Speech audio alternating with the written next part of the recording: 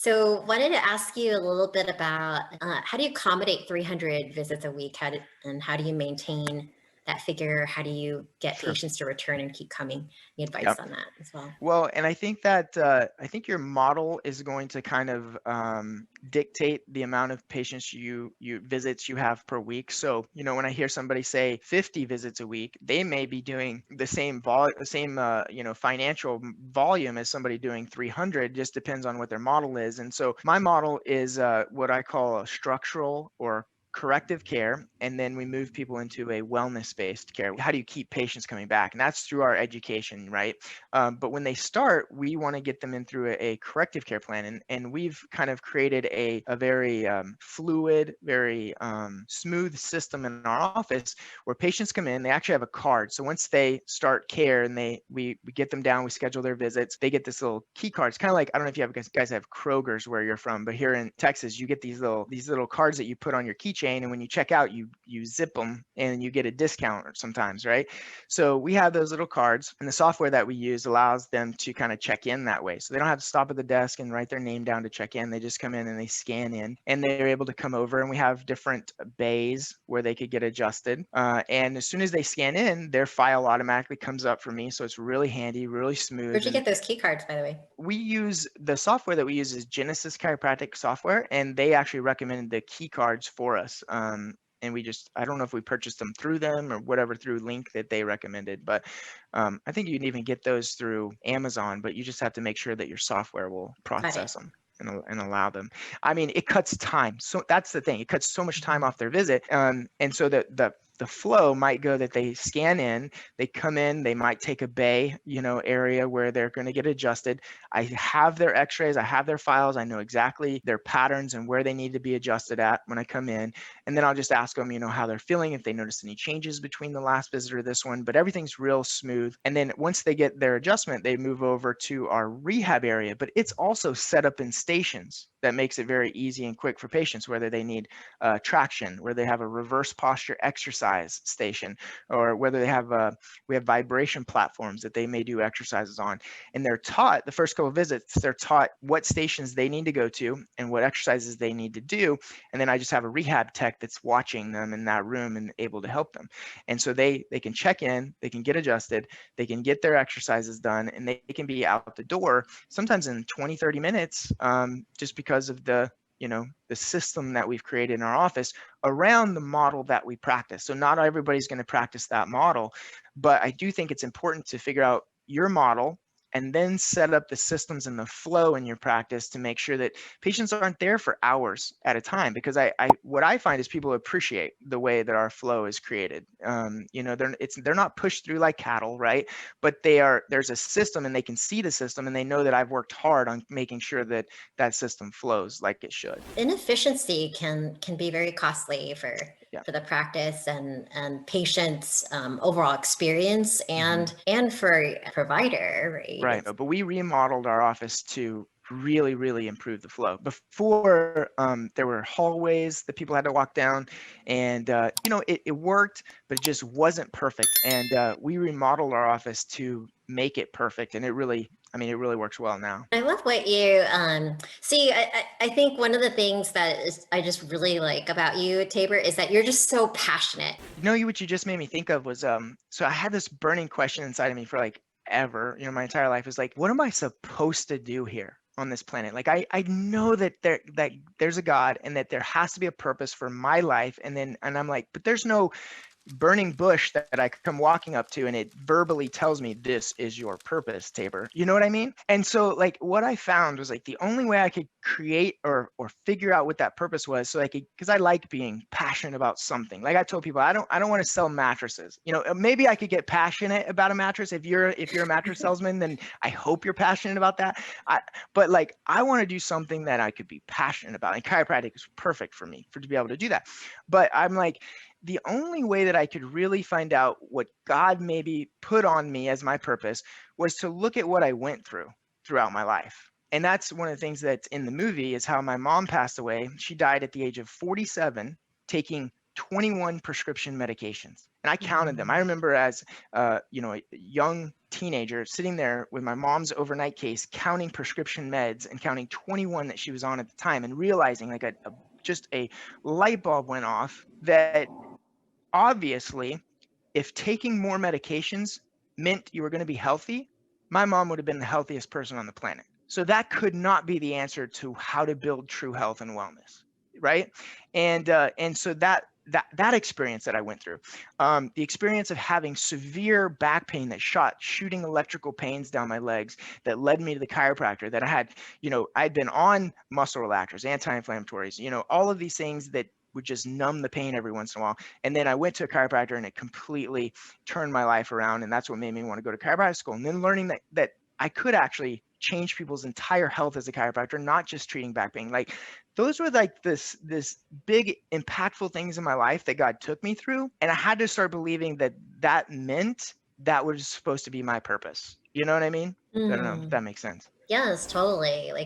Like noticing and things that happen in your life and leading to your purpose, and Absolutely. and then speaking passionately about whatever you're feeling passionate about, Right. and Yep. that leads you in another direction towards your purpose. And I don't think that has to be like that for everyone. Like, for example, my wife, she's one of the chiropractors who had never even been adjusted until she got to chiropractic school. And then she got adjusted in one of the clinics and actually after she had joined chiropractic school. That's very rare, but that happens. And now she's happy being a chiropractor and passionate. It's a great career, but she's able to change people's lives. So it doesn't always have to be, crazy, amazing stories. But I do feel like whatever you've been through, sometimes we should have that obligation to help other people not have to go through that, Yeah, and then simply sharing that is just, it's inspiring. So those of you who have questions, feel free to type in the chat for Tabor. So Galen asks, I have a brand new practice. How would you recommend going about getting new patients and marketing myself? I specialize in orthopedic acupuncture and have partnered with some of the local gyms, which has been helpful, but looking to diversify and find other marketing avenues. This is why it's great to follow you, Chin, is to start to do things like this. This is what I'm going to be focusing on. If you get anything from this lecture, this workshop, get this. Like we all have to start transitioning into, this is what people call building a list or building a following. And it's more virtual than it ever has been before, because used to my following was my patient files. And in there, I could always pull out their phone number or I could pull out their address and we could mail out, mailers and stuff like that. But like today's day and age, you have to have their email address, maybe even a texting platform, but you build that by developing and giving content. Right before everybody got on, I told Chen, I was like, what I love about you is you're so consistent about delivering valuable content, always seeing something great coming from you. And like you build, that's how you build the following. And so if you're just starting out today, like that needs to be the number one goal is, what do I know that is valuable for the world? Whether it's, if you're a chiropractor, you know a lot of great stuff that people need to know. If you're a physical therapist, you know a lot of great stuff that people need to know. If you're whatever practitioner or whatever, area of health that you're in, you probably know a lot more than the average person in your expertise. And people need to know that. So how could you package that up in the form of little articles? Are you a writer or are you a speaker? You're like, should you be in front of a video? Are you great in front of a video? Or are you better if you write it out and then, edit it and have a blog or whatever it is? But you start putting your expertise in content that would be valuable for somebody, and then they'll give you that email to be able to follow you, or their phone number, or they'll be on a workshop, or they'll watch your movie night, or, and that is how, in my opinion, you got to start marketing, because it's no longer me knocking on a door, trying to set up a spinal screening booth, or going to a business to do a lunch and learn. It's doing, workshops online. It's creating videos, posting amazing, like you could go to Fiverr and you could create images that are post worthy for Instagram and Facebook that people like, and they like to share and they like to learn from. But doing that, you're always growing your following. People are coming to learn things from you. And then what I've seen is when they do that, then they'll start coming into your office to seeing what you can do for them after they see valuable information that you have to share. And what's really cool is that people are more interested in their health. People are also more more open to learning it in an online platform. Let me tell you this. So one of the ways we've been growing our email list and our following, and I send out an email to them every week, letting them know what's going on in the office, is by doing these types of Zoom calls where we show the movie or we show an interview, because Zoom will allow you to collect their name and email when they register for your event. And so every time they do that, then I take those emails and put them into, we use Aweber, which is just an email software, right? But every time we do a workshop or a movie night or whatever it is online, I'm growing that following. And that I found that is the best way to start growing that following, is to get people to start registering for a workshop. Aside from what you brought up, what's your advice for someone going into this new year? And I don't know if this is a popular piece of advice, but this is what I'm going to do. Like, I mean, I'm, like you said, I'm a passionate guy. I like actually being known as somebody that works hard. Like, that's part of my value system, is being productive. But I don't know if it's just the energy, the news, the people doing this or that or not doing this or that, like, but it drained me. I don't know if anybody else is like me, but just knowing that I'm going to have a little break before then and I can rest and relax, like, it helps me to prep and get excited. If that's you, it's like me, I can't wait to just do nothing and take a little bit of a break, right? And rest. And then knowing that on the other side of that, I'm going to enjoy myself again. I'm going to work hard again. And I'm going to be a little bit more virtual than I've ever been before, because you kind of have to be, right? Everybody has to be.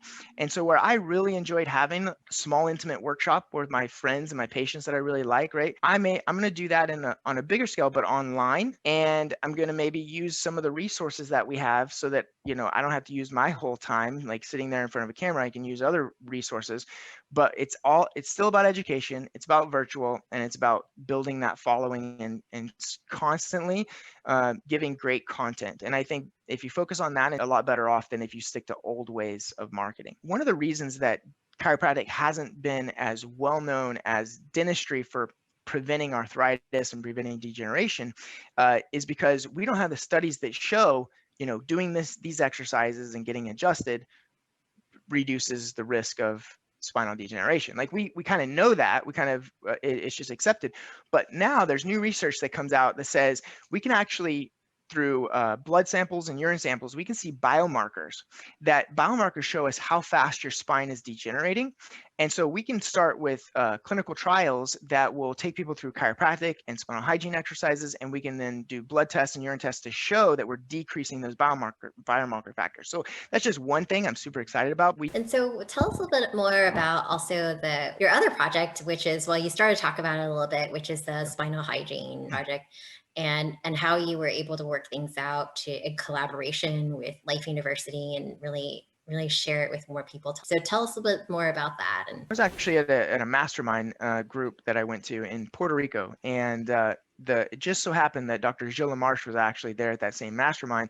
He is the vice president of public relations at Life University, and I got the chance to stand up and kind of speak and tell people about that passion of mine, that story that I just mentioned, and how that I thought it was very important to teach people what a healthy spine is and how to take care of it. Because if you literally walk down the sidewalk and you ask them, what do you do to take care of your spine? Like, people are going to look at you like, what are you talking about? Because we just haven't educated people about that. And so what we do is we have a very, very simple education, which is the spine should be in a good alignment. It should move through a full range of motion, and the muscles around it should be strong and fit. Here are some things at home that you can do to address those areas of spinal health, right? And so Dr. Gilles, after kind of seeing me speak and hear that, he said, why don't you come to Life, talk about it, because we really do need to get this education out to the public. And what if there was, just like there's a dental hygienist who they dedicate their life to helping people keep their teeth healthy, what if we started training people in the area of spinal hygiene, and maybe even certifications, which would be the certified spinal hygienist program, which is what we have at Life University. So chiropractors have been through that program, but they've also sent their CAs through that program as well. So their CAs can be able to take care of the home care in their office, and the chiropractor doesn't have to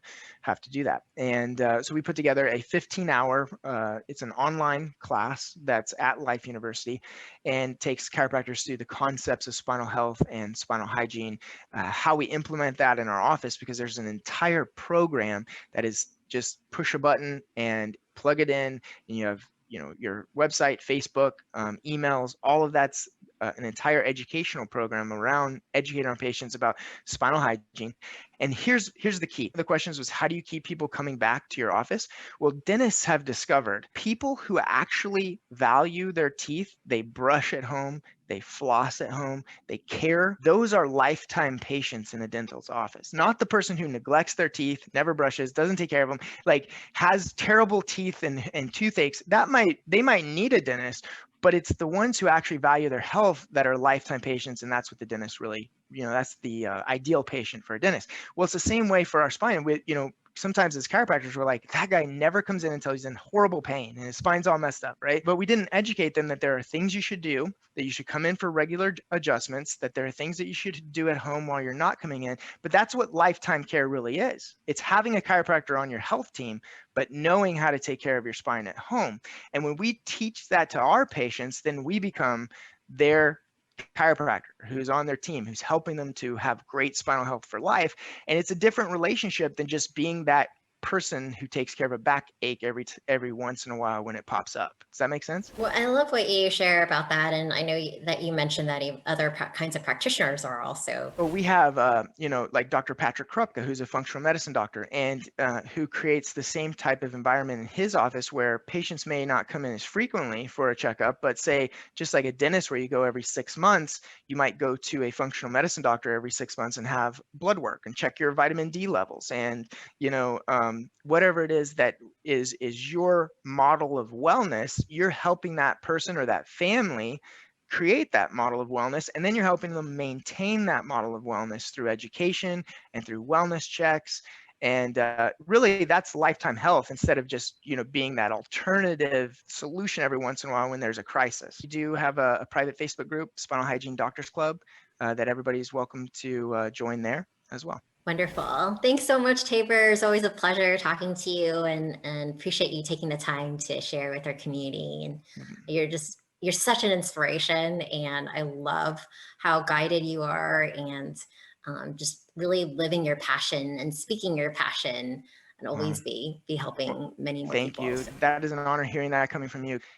I just have a deep respect for everything that you do to be able to help so many practitioners, no matter what you are, not just chiropractors, but other spaces. I truly believe that if our system allowed patients to get more access to natural healthcare, we could really solve a lot of problems. So for you helping those natural healthcare practitioners to get more of those types, or to reach more of those types of people that need the care, I appreciate that as well, what you're doing.